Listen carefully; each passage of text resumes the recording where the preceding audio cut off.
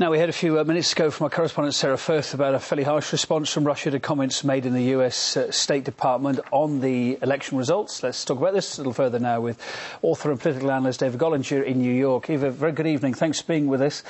Moscow's criticised Hillary Clinton for her remarks that the election was not either free nor fair, saying her comments are politicised. What do you think could be behind her statement then?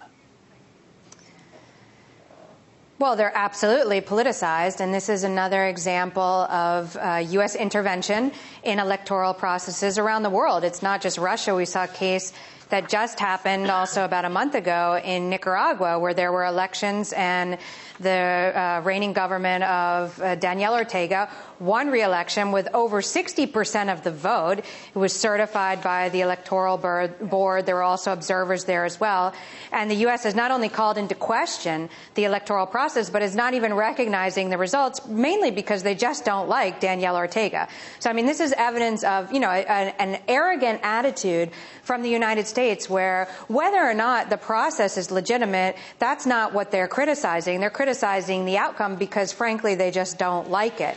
And it's also representative of a kind of hypocrisy that we've seen from this administration in particular, the Obama administration and Hillary Clinton running the State Department, where they've been criticizing all kinds of different activities, events happening around the world, whereas in the United States, they remain silent on protests occurring inside the U.S. and the fact that, for example, over 700 international observers were present in the elections in Russia. The U.S. government doesn't even allow the presence of international observers during electoral processes. As far as America goes, Eva, is this a case of people in glass houses shouldn't throw stones? I mean, Russia's also advised the U.S. look at its own electoral system, isn't it? So it's far from being a perfect example. Absolutely. I mean, the U.S. electoral system is very flawed.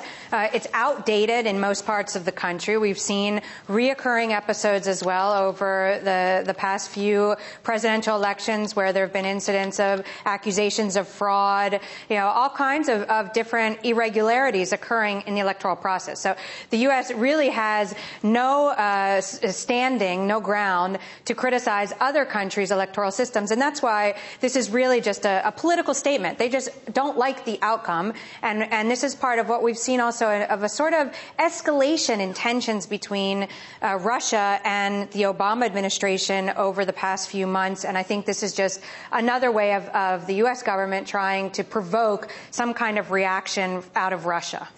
Now, the makeup of Russia's parliament then has changed. Parties with a more anti-American stance have now taken more seats in the Duma. How much of an impact do you think that's going to have on continuing dialogue between Russia and the U.S.?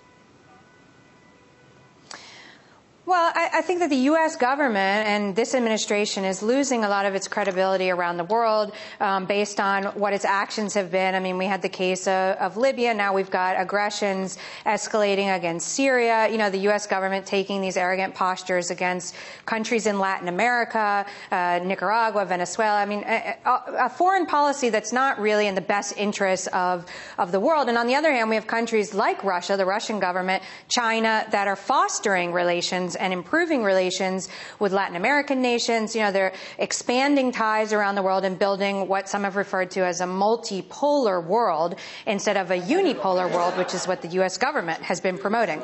So I think that definitely there may be a shift in relations, but that it should be more positive for Russia and for this growing kind of foreign policy that's more based on a cooperation and multipolarism between countries rather than trying to be the dominator or the aggressor, as has been sort of the foundation of U.S. foreign policy over the past century. Well, here at RT, we'll be covering those twists and turns over the coming weeks and months and no doubt years. Political analyst Eva Golinger, thank you for your thoughts tonight on the programme.